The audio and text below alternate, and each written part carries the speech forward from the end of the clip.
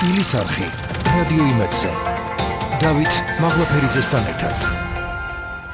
Კлау მოგესალმებით, მადლობა რომ გვისმენთ და გვიყურებთ პლატფორმებზე იმედი.gr, My Video.gr, ასევე მაგთის IP ტელევიზიით 53 არხზე და შეგახსენებთ რომ რადიო იმედის Facebook გვერდზე გადაცემის სრული ვერსიის ჩანაწერით ძალიან მალე დაიდება. ჰიდრომეტეოროლოგიის დარგის განვითარებას და თანამედროვე სისტემების დანერგვაზე ვისაუბრებთ გადაცემის ამ ნაწილში შემოგვიერთდა იოსებ ქინკლაძე, გარემოს ეროვნული სააგენტოს ჰიდრომეტეოროლოგიის დეპარტამენტის უფროსის მოადგილე. მოგესალმებით, მადლობა გადაცემაში სტუმრობისთვის. სულ რამდენიმე დღის წინ პროფესიული დღე აღნიშნეთ.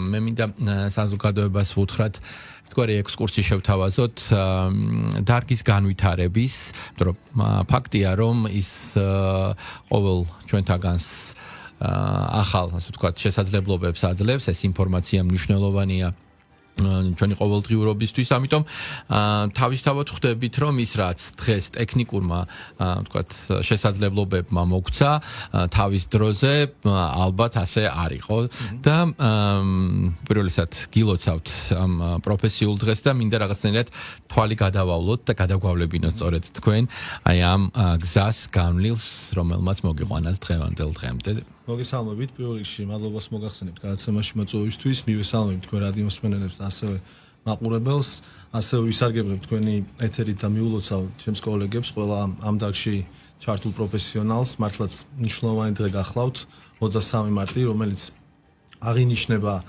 1950 წლიდან, ანუ ეს დარგი, ეს დღე დაკავშირებულია ამ დარგის ასე ვთქვათ, საერთაშორისო ორგანიზაციის დაარსებასთან, მსოფლიო მეტეოროლოგიური ორგანიზაცია ზოგადად დაარსდა, კონვენცია მიღებული იქნა 1947 წელს, ხოლო ძალაში შევიდა 1953 წლის 23 მარტიდან, აქედან გამომდინარე აღინიშნება სწორედ ამ დღეს. საქართველოს აქვე გეტყვით იმას, რომ შეუერთდა მსოფლიო მეტეოროლოგიური ორგანიზაციას 1993 წლის 30 სექტემბერს და ამ დღიდან ფაქტურად საქართველოს უკვე აღნიშნავთ ამ დღეს. ზოგადად საქართველოში ამ დარგის განვითარება დაიწყო მე-19 საუკუნეში 1854 წლიდან უკვე იწყება ქალაქ თბილისში რეგულარული დაკვირვებები მეტეოროლოგიურ პარამეტრებზე. საკმაოდ მნიშვნელოვნად განვითარდა უკვე მე-20 საუკუნის დასაწყისში, დაიწყო მათ შორის ჰიდროლოგიური დაკვირვებების აქტიური წარმოება, თუმცა განსაკუთრებულად უკვე 60-იანი წლებიდან საკმაოდ გაფართოვდა დაკვირვების სისტემები, დაკვირვების ქსელი და დღემდე ფაქტურად ჩვენ ამ წარსულის ინფორმაციას საკმაოდ აქტიურად ვიყენებთ. სამწუხაროდ 90-იანი წლების შემდგომ მოიშალა დაკვირვების სისტემები, დაკვირვების ქსელი და გაიშვიათდა საკმაოდ ამ სხვა ჰიდროლოგიურ და მეტეოროლოგიურ პარამეტრებზე დაკვირვების საშუალებები, თუმცა გასულ ათეულ წლებში უკვე მნიშვნელოვანი ნაბიჯები გადაიდგა, გამოყოფდი ამჟამად მიმდინარე პროექტს, რომელიც დაფინანსებული არის კლიმატის მწვანე ფონდის მიერ, შვეიცარიის მთავრობისა და შვედეთის მთავრობების მიერ. თვითონ პროგრამა ხორციელდება გაეროს განვითარების პროგრამის მიერ საქართველოში და იგი გახლავთ 7 წლიანი პროექტი.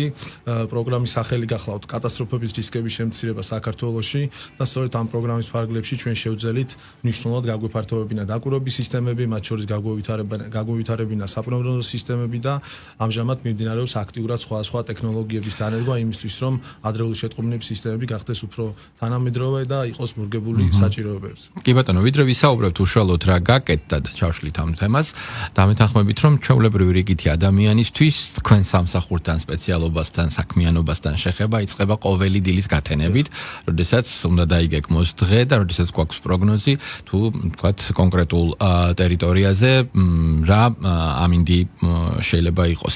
ამინდი მხოლოდ წვიმა და მზიანი ამინდი არ არის, თავისთავად ხვდებით რომ მთელი პროცესები ამასთან დაკავშირებული, თქვენი სამსახური ზუსტად ამას უკეთებს მონიტორინგს და ასე ვთქვათ დაკვირვებას. ქვეყნის სპეციფიკის გათვალისწინებით მნიშვნელოვანია გავითვალისწინოთ ისიც, რომ ალბათ ამ სამსახურებს სხვადასხვა ვთქვათ მოცემულობაში უწევს გარკვეული სპეციფიკის გათვალისწინება. ჩვენ შემთხვევაში რომ ვთქვათ ამ კუთხით რა სპეციფიკაა ეს, ვთქვათ, რაც უკვე წლებმა გვაჩვენა და იმ გამოცდილებამ, რაც აქამდე მოგიყვანათ, აქცენტი რაზე კეთდება, ვთქვათ, რა გამოწვევებია, ვთქვათ, სტიქიის თვალსაზრისით და ყველაზე უფრო მეტად, ვთქვათ, რა მიმართულება არის მაინც დომინანტი ამ თქვენს პროფესიაში. ზოგადად ეხლა მოგიხსენებათ, რომ საქართველოს საკმაოდ მრავალფეროვანია კლიმატური თვალსაზრისით, ასევე მისი რთული ოროგრაფია განაპირობებს აისახებებს საკმაოდ ლოკალური ხასიათის სტიქიური მოვლენების ფორმირებას, ასე გააჩნია თქვა თითოეულ რეგიონს თავისი კონკრეტული სპეციფიკა, დამახასიათებელია სხვადასხვა ტიპის საფრთხეები კონკრეტული რეგიონებისთვის. აქედან გამომდინარე ჩვენი ამოცანა გახლავთ სწორედ განსაკუთრებულად კლიმატის ცვლილებების ფონზე გახშირებული სტიქიური მოვლენებიდან გამომდინარე, უფრო მეტად შევძლოთ ანალიზის განხორციელება, ისევ და ისევ დაკვირვების სისტემები გავაფართოვოთ და შემდგომ უკვე მოვახდინოთ რისკების იდენტიფიცირება. სწორედ აქედან გამომდინარე ერთ-ერთი მნიშვნელოვანი მიმართულება ზოგადად ადრეული შეტყობინების სისტემის ერთ-ერთი მნიშვნელოვანი კომპონენტი გახლავთ რისკის შესახებ ინფორმაციის ცოდნა. და ამ მიმართულებით საკმაოდ აქტიურად მუშაობს გარემოსანულ სააგენტო. ჩვენი მანდატი გახლავთ უშუალოდ საფრთხეების ზონირება, ანუ საფრთხეების ზონების იდენტიფიცირება და მომდევნო უკანასკნელ წლებში და მომდევნო წლებში ასევე გეგმავთ რომ ამ მიმართულებით მნიშვნელოვანი ნაბიჯები გადაიდგას. ფაქტიურად უკვე დავასრულეთ მთელი საქართველოს მასშტაბით 7 საფრთხის მიმართულებით. ეს გახლავთ წყალდიდობა, წყალმოვარდნა, ზეთყვა, გვალვა, ძლიერი ქარი, მეწყერი, ღვარცოფი და თოვლის ზოები. ამ 7 საფრთხის მიხედვით უკვე მოხდა დარუკვება მთელი ქვეყნის მასშტაბით და შესაბამისად უკვე მეტნაკლებად იდენტიფიცირებული არის რისკის შემცველი ზონები. ამ მიმართულებით ასევე მუშაობთ იმ თვალსაზრისით, რომ მოვახდინოთ ზონირების პოლიტიკის დანერგვა ქვეყანაში და გარკვეულ თქვათ ჭალაკალაპოტებში პირობითად დაწესდეს ზონირება, გარკვეულ ტერიტორიებზე აიგზავნოს განვითარება, ან გარკვეული პრევენციული ღონისძიებების გატარების პირობებში შესაძლებელი იყოს კონკრეტული ტიპის ობიექტების განაშენიანება და ასე შემდეგ. ანუ ატიკიებთან დაკავშირებით მინდა ჩაგეკითხოთ ბატონო იოსებ, ხშირად არის ხოლმე რომ საფრთხეები თქვათ სრულფასოვნად ასევე ალბათ იმ თავისი სპეციფიკის და განვითარების უშუალო ვთქვათ ტრაექტორიისა და დინამიკის გათვალისწინებით შეიძლება ასე მზაფრად თავიდან არ ვიცოდეთ, მაგრამ ხშირია ხოლმე ასევე საყვედურები კონკრეტული ვთქვათ მიმართულებებით, ამ შემთხვევაში თქვენი სამსახურიც არის რომ როგორ არ ხდება, რატომ არ ხდება, ვთქვათ თავიდანვე ვიცოდეთ სრულფასოვნად სურათი რა ტიპის ვთქვათ მოვლენასთან შეიძლება გქონდეს საქმე. ევროპული გამოცდილება ვთქვათ რა შესაძლებლობებს გვაძლევს ამ კუთხით, რომ მაქსიმალურად ვიცოდეთ რა შეიძლება გავაკეთოთ პრევენციისთვის. ანუ სურათი ის რაც მოხდება კონკრეტულ სიტუაციაში და ვიცით რომ იმ გეოგრაფიის გათვალისწინებით ხო რა ქვეყანაში ცხოვრობთ, ასეთი სტიქიური ლოკაციები ჩვენს ქვეყანაში არის და შესაბამისად მის მართვას ჭირდება გარკვეული ასე ვთქვათ პოლიტიკა. ანუ პირველ რიგში ვიტყვი იმას, რომ თითოეულ საფრთხეს გააჩნია თავისი სპეციფიკა. არის გარკვეული საფრთხეები, რომლის მართვა არის შესაძლებელი მეტნაკლებად, თუმცა არის გარკვეული საფრთხეები, რომლებიც ყისერად ვითარდება და მათი ასე ვთქვათ პროგნოზირება ზუსტად სივრცეში და დროში საკმაოდ რთული არის. ეს გამოწვევა არის ასევე ევროპული ქვეყნებისთვის და ჩვენ აქვე ვიტყვით, რომ საკმაოდ ახლო თანამშრომლობა გვაკავშირებს შვეიცარიის, ავსტრიის შესაბამის სამსახურებთან, მათ შორის ნორვეგიასთან და სხვა ქვეყნებთან და მუდმივ რეჟიმში ფაქტურად ვსწავლობთ თუ რა ტიპის ტექნოლოგიები შეიძლება, რა ტიპის მეთოდიკა თუ სამეცნიერო პრაქტიკა შეიძლება იქნეს დანერგილი საქართველოში და სწორედ ვცდილობთ რომ ფეხი აუწყოთ მაქსიმალურად ამ თანამედროვე მიღწევებს. თუმცა როგორც აღნიშნე, პირველ რიგში ეს გახლავთ მონიტორინგის საშუალებების გაძლიერება, ასევე ზონირების პოლიტიკის დანერგვა, არის გარკვეული ტიპის საფრთხეები, მაგალითად წყალდიდობას დავასახელებდი, როდესაც კარგი დაკვირვების სისტემები არის, წყალდიდობა ზოგადად მყისერად არ ვითარდება და შესაძლებელი არის თქვათ ნაბიჯ-ნაბიჯ მიყოლა ამ პროცესზე და შესაბამისი ღონისძიებების გატარება, თუმცა არის გარკვეული ტიპის საფრთხეები, როგორც არის კლდეზოავი მაგალითად მეწყერი, რომელიც ყისერად ვითარდება და მის კონკრეტულ წერტილოვანი პროგნოზირება ფაქტურად შეუძლებელი არის. აქედან გამომდინარე, ამ შემთხვევაში საჭირო არის თქვათ უფრო სხვა ტიპის პრევენციული ღონისძიებების გატარება, რომელიც შეიძლება ან ზონირებასთან იყოს დაკავშირებული, ან გარკვეულ საინჟინრო კონსტრუქციულ ჩარევასთან დაკავშირებული. აქედან გამომდინარე, მე მესმის ხშირად გვსმენიან ჩვენს მიმართ კრიტიკა და ამასთან დაკავშირებით ხშირად ცდარი ინფორმაციები ვრცელდება და კიდევ ერთხელ გამომეორებ, რომ ანუ თითოეულ საფრთხეს გააჩნია თავისი სპეციფიკა და რა თქმა უნდა კონკრეტულ შემთხვევაში შესაძლებელია ჩვენ გქონია საკმაოდ წარმატებული შემთხვევები, როდესაც შევძელით დროული ინფორმირება საზოგადოების, დროული ინფორმირება მორეაგირე ჯგუფების, საგანგებო სიტუაციების მართვის სამსახური და შესაბამისად მოხდა ვთქვათ ევაკუაცია ადგილობრივ დონეზე მოსახლეობის და თავიდან იქნა პირველ რიგში არიდებული ადამიანური სხორფლი. თუმცა, როგორც აღნიშნე, ეს გახლავთ საკმაოდ მრავალი კომპონენტისგან შემდგარი პროცესი, თუნდაც ადრეული შეტყობინის სისტემაზე რო ვისაუბროთ, ეს არ გახლავთ ხშირად ჩვენთვის მოუმართავთ, რომ რამდენი ადრეული შეტყობინების სისტემა არის განთავსებული საქართველოში და ანუ ესე რიცხვით ჭრილში ვერ ვიტყვით, ამას ადრეული შეტყობინების სისტემა არის ზოგადი 4 კომპონენტისგან შემდგარი პროცესი, ხოლო უნდა გავმიჯნოთ ასევე განგაში სისტემა, რომელიც შეიძლება იყოს, თქვა, კონკრეტულ ხეობაში განთავსებული და ესეთი დღესდღეობით გახლავთ დევდორაკის ხეობაში განთავსებული, რომელიც დეტექციას ახდენს, არა პროგნოზირებას ახდენს, არამედ უკვე პროცესის დეტექციას ახდენს და შესაბამისად ყისერად ხდება განგაში სისტემის გააქტიურება და გზის გადაკვეთა და შესაბამისი ევაკუაციის პროცესის განხორციელება. ანუ აქედან გამომდინარე უნდა გაიმიჯნოს რა პროცესებს საუბრობთ და რა ტიპის თქვათ სისტემები თუ მოწყობილობები არის საჭირო და რა დრო გვაქვს წინსრებით იმისთვის რომ გარკვეული ნაბიჯები და ქმედითი ნაბიჯები გადაიდგას კონკრეტულ შემთხვევაში. კი ბატონო, კლიმატის ცვლილება თავისთავად ხვდებით რომ ბევრ სხვა ტიპის პრობლემას ქმნის, თუმცა საინტერესოა უშუალოდ როგორ მუშაობს ეს თქვენს დარგთან, თქვენ სპეციალობასთან მიმართებაში, თქვათ, თუ გადავავლებთ თვალს ამ ისტორიას, ხა ადრე თავისთავად გარდა იმისა, რომ ხა ამდენი ტექნიკური შესაძლებლობა არ იყო, ალბათ საველე, თქვათ, პირობებში მომუშავე თქვენი კოლეგები ახდენენ ამ ინფორმაციების მოკვლევას, დაკვირვებას და შემდეგ, თქვათ, მიდიოდა მონიტორინგი. ახლა, თქვათ, რა ტიპის სხვა დამატებითი, ასე ვთქვათ, პრობლემებია, რომელიც თან მოყვება აი ამ ვთქვათ კლიმატის ცვლილებებს რის მიმართაც განსაკუთრებული ყურადღება უნდა გაამახვილოთ და სწორედაც რომ ამ მიმართულებით ვთქვათ აი ეს ტექნოლოგიები არიან ვთქვათ მოწინავე წამყვანას ლოკომოტივის პოზიციაში. პირველ რიგში კიდევ ერთხელ ვიტყვი იმას რომ კლიმატის ცვლილების ფონზე საკმაოდ გახშირებული არის სტიქიური პროცესები, განსაკუთრებით ექსტრემალური ხასიათი მიიღო, რისი ფაქტურად აღარ ეფუძნება რაღაც გარკვეულ სტატისტიკურ ანალიზს და სტატისტიკურ შედეგებს და აქედან გამომდინარე ალბათ ყოველთვის მნიშვნელოვანი არის რომ გავითვალისწინოთ რაღაცა კონსერვატიული მიდგომა გქონდეს და შესაბამისად უფრო მეტად დავგეგმოთ კონსტრუქციული ნაგებობა იქნება თუ რაღაც კონკრეტული ზონირების თვალსაზრისით პოლიტიკის გატარება და მხედველობაში უნდა ქონდეს ის რომ წარსულში არსებულ მონაცემებზე დაყრდნობით შეიძლება ვერ მოხდეს ზუსტად შეფასება არსებული პროცესის ან შესაძლო პროცესის განვითარების ამ მიმართულებით როგორც აღნიშნე ანუ ტექნოლოგიების ჩარი ისევ და ისევ მონიტორინგის საშუალებები არის ერთ-ერთი მნიშვნელოვანი მაგალითად მეტეოროლოგიური რადარები რომელიც საკმაოდ დიდი ხნის განმავლობაში საქართველოში ფაქტურად 90-იანი წლების მერე არ არსებობდა და საბედნიეროდ 2020 წელს განვათავსეთ უკვე ქუთაისის მიმდებარე ტერიტორიაზე ამერიკის მთავრობის დახმარებით იქნა შეძენილი ეს მეტეოროლოგიური რადარი, ხოლო უკვე 2021 წელს სახელმწიფო საბიუჯეტო სახსრებით შევიძინეთ ასევე ერთ-ერთეული რადარი, მეტეოროლოგიური რადარი და განთავსდა დაბა კედის მიმდებარე ტერიტორიაზე. ანუ რატომ არის მნიშვნელოვანი ზოგადად მეტეოროლოგიური რადარები? ანუ მისი მეშვეობით ხდება დაახლოებით 200-300 კილომეტრის რადიუსში უკვე ღრუბლის დინამიკის განსაზღვრა, ანუ ღრუბელში ნალექის ან წყლიანობის შეფასება და შესაბამისად უკვე პოტენციურად სად შეიძლება იყოს თავსხმოწმებები განპირობებული ამის პროგნოზირება მეტნაკლებად შესაძლებელი არის ასევე მათ შორის მიწისპირა სადგურებთან ერთად კომბინაციის პირობებში შესაძლებელი არის უკვე ლოკალურად მოხდეს თქვა თავსმაწვიმების მონიტორინგი ხშირად არის ხოლმე აქვე ვიტყვი იმას რომ თითქოს მეტეოროლოგიური რადარი გვაძლევს საშუალებას რომ განსაზღვროთ მომდევნო საათებში როგორ შეიძლება გადაადგილდეს ღრუბელი ან თუნდაც მიწისპირა მეტეოროლოგიური სადგური იძლევა იმას თქვა მომდევნო საათებში როგორ მოხდება ეს არ არის ეს ფაქტურად გვაძლევს რეალურ დროში იმჟამინდელ სურათს თუმცა არის საწინდარი იმისთვის რომ ვახდინოთ დროული ინფორმირება საზოგადოებას. კერებზე მინდა ვისაუბროთ, ვთქვათ, საფრთხების ზონები, ხო, ზონირებას ახდენთ თქვენ. ამ წუთას ყველაზე ესეთი განსაკუთრებული კერა როგორია და ვთქვათ, რა ტიპის სამუშაოები მიმდინარეობს იმისთვის, რომ ვთქვათ, დროული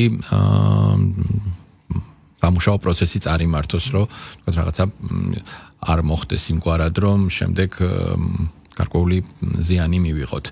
თუ ხდება ვთქვათ ეს და აი თქვენი სპეციფიკიდან სამუშაო სპეციფიკიდან გამომდინარე დაახლოებით რა დრო ჭირდება ხოლმე ამ ტიპის მუშაობას.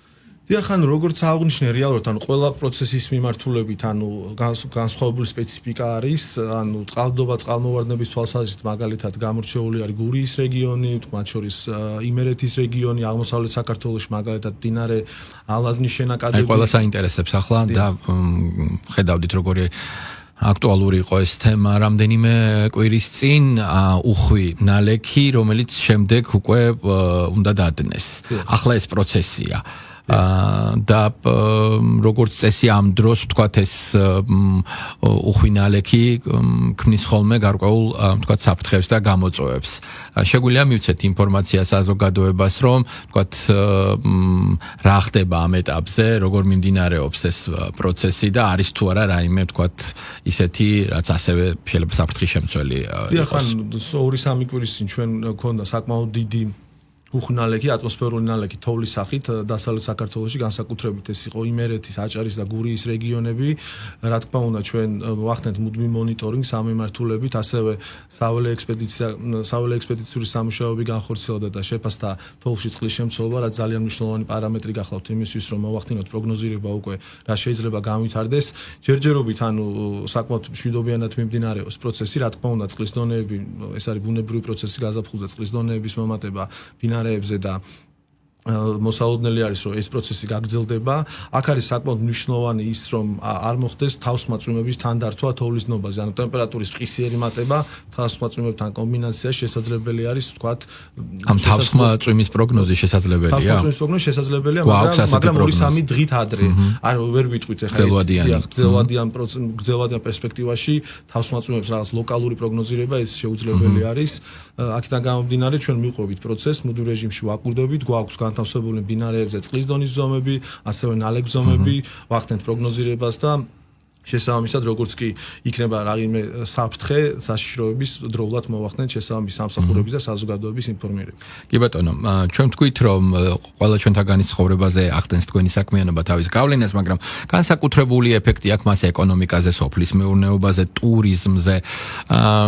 აი რომ ვთქვათ, ამ კუთხით ვთქვათ, რა სიახლეებია, ვთქვათ, როგორ ეხმარებით ამ დარგებს, რა ჭირდება ყველაზე მეტად სწორედ თქვენი საქმიანობიდან გამომდინარე და რამდენად ვთქვათ გამოგდით კარგი თანამშრომლობა ამ კუთხით. და პირველ რიგში ვიტყოდი იმას, რომ უკანასკნელ წლებში საკმაოდ აქტიურად თანამშრომლობთ უკვე სხვადასხვა უწყებებთან, მათ შორის ენერგეტიკის სფეროს წარმომადგენლებთან, სოფლის მეურნეობის წარმომადგენლებთან, რა თქმა უნდა, სხვა ეკონომიკურ სექტორებთან. თალსახაა, რომ ამ დარგის განვითარება ხელშეუწყობს სხვა ეკონომიკური ჭიდროდ დაკავშირებული ეკონომიკური სექტორების ეფექტიანობის გაზრდას და მათ განვითარებას ასევე. ამ მიმართულებით, რა თქმა უნდა, ჭიდროდ თანამშრომლობთ, ვაგრძელებთ, ვთქვათ, მონიტორინგის გაძლიერებას ისევ და ისევ. მაგალითისთვის გეტყვით, რომ სასიცოცხლოდ მნიშვნელოვანია ჰიდროენერგეტიკული სექტორისთვის პროგნოზირება, ჩამონადენის პროგნოზირება, მათ შორის ამინდის და ჩამონადენის შესაბამისად პროგნოზირება.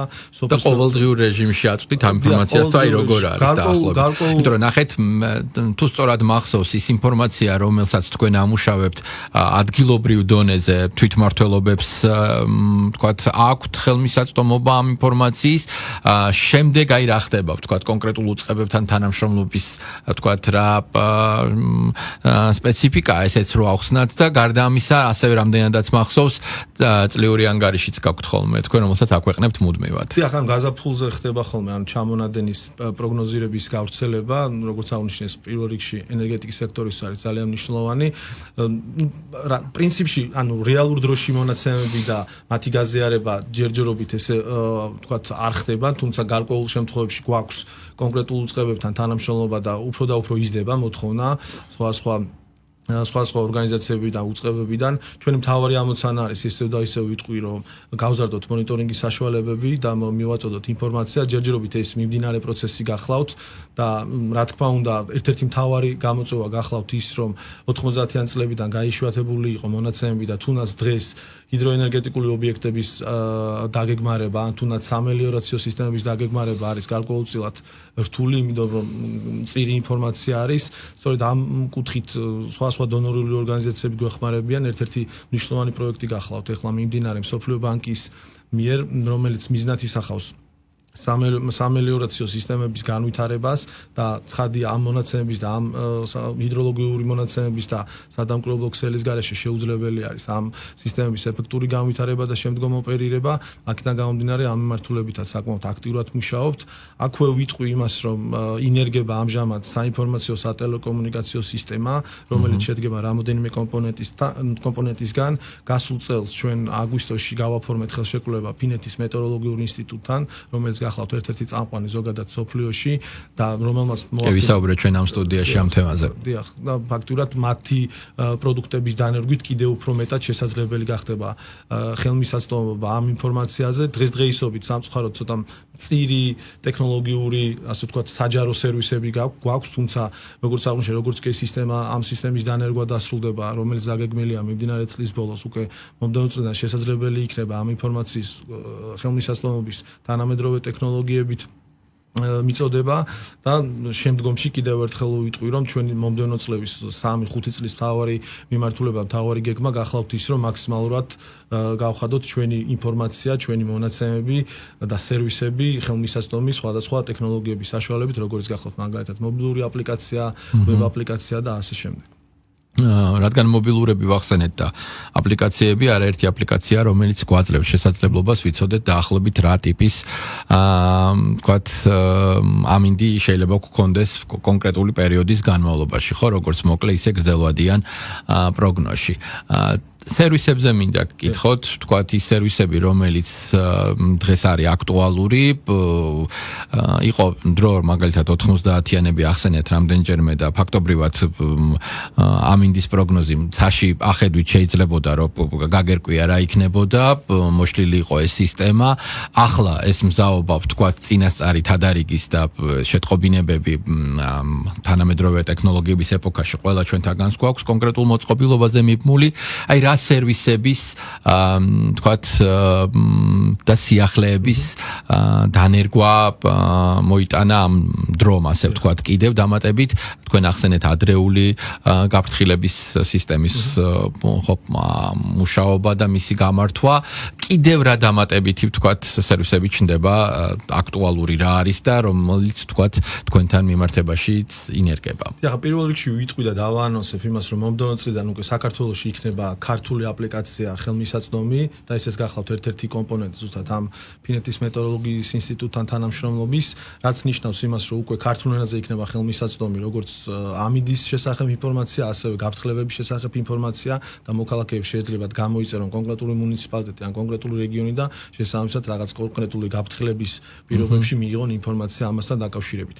ანუ ასევე ვიტყვი ორიოდე სიტყვით იმას, რომ როდესაც დღეს ჩვენ სხვადასხვა მობილურ აპლიკაციაში ვნახულობთ ინფორმაციას, ეს გულისხმობს იმას, რომ სოფლიოში არის მრავალი პროგნოსტიკული ცენტრი და შესაბამისად ყველა მობილური აპლიკაცია სხვადასხვა ზოგი ვთქვათ უფასო მონაცემებს იღებს, ზოგი ვთქვათ გადასახადსიხდის ამ ინფორმაციაში და შესაბამისად ეს არის სხვადასხვა ინფორმაცია გავრცელებული სხვადასხვა აპლიკაციებში. ჩვენი აპლიკაციის უპირატესობა იქნება ის, რომ დღესდღეობითაც ჩვენ ვიღებთ სხვადასხვა გლობალური ცენტრებიდან ამ მონაცემებს, პროგნოსტიკულ პროდუქტებს და შესაბამისად უკვე ქართველი სინოპტიკოსების გამოცდილების საფუძველზე ხდება ამ პროგნოზების დაზუსტება, იმიტომ რომ ყველა პროგნოზი, ყველა ცენტრი შესაძლებელი არის, რომ გვაწვდეს სხვადასხვა სახის ინფორმაციას, მაგალითად ხვალ თბილისში შეიძლება 5 ცენტრმა მოგწვეს აბსოლუტურად განსხვავებული ტემპერატურები, აქედან გამომდინარე ქართველი სინოპტიკოსის ჩართულობით უკვე ხდება დაზუსტება და ეს დაზუსტებული ინფორმაცია იქნება სწორედ ამ აპლიკაციაში განთავსებული, როგორც უკვე აღნიშნე, ასევე იქნება ერთ-ერთი მიმართულება და ერთ-ერთი კომპონენტი ამ აპლიკაციის იქნება გაფრთხილებების შესახებ ინფორმაციის მოძიებაზე და რა თქმა უნდა პირველად საქართველოში დაინერგება, ასე ვთქვათ, თანამედროვე ტექნოლოგია. ამას მოყვება ასევე გეგმავთ ის, რომ მობილური ვებ აპლიკაცია განვაახლოთ, ჩვენი ვებგვერდი განვაახლოთ და შესაბამისად მაქსიმალურად უფრო მეტად გამოვიტანოთ ის ინფორმაცია, რასაც ვფლობთ ამჟამად. ბატონო, წარმატებებს გისურვებთ. მადლობა უთხრათ ჩვენს მსმენელს და მაყურებელს დათმობილი დროისთვის და მე შეგახსენებთ, რომ ჩვენი სტუმარი გახლდათ გარემოს ეროვნული სააგენტოს ჰიდრომეტეოროლოგიის დეპარტამენტის უფროსის მოადგილე იოსებ კინკლაძე. სულ რამდენიმე დღის წინ მათ პროფესიული დღე აღნიშნეს ჰიდრომეტეოროლოგიის დარგის განვითარებაზე და თანამედროვე სისტემების დანერგვაზე ვსაუბრობდით.